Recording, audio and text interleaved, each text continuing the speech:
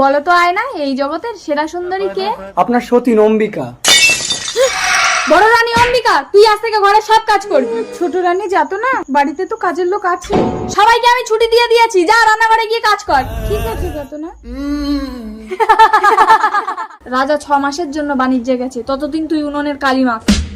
আপনাকে কোনো কাজ করতে হবে না বড় রানী, আপনার রূপ নষ্ট হয়ে যাবে, আপনার সব কাজ আমি করে দেবো। দাসী তুমি যাওনি? ছোট রানী যদি জানতে পারে তোমার গর্দান দিয়ে দেবে। ছোট রানী জানবে আপনিই সব করেন। 6 মাস তো কেটে গেল, এবার বলো তো আয়না, এই জগতের সেরা সুন্দরী কে? আপনার সতীন অম্বিকা। বাহুবলী! আদেশ করুন ছোট রানী। এই নাও 10 ভরি সোনা, তোমাকে বড় রানীর মুন্ডু কেটে আমার হাতে এনে দিতে হবে। যথাজ্ঞা মহারানী। বড় রানী, ছোট রানী আমাকে আদেশ দিয়েছেন আপনার মুন্ডু কেটে নিয়ে যেতে।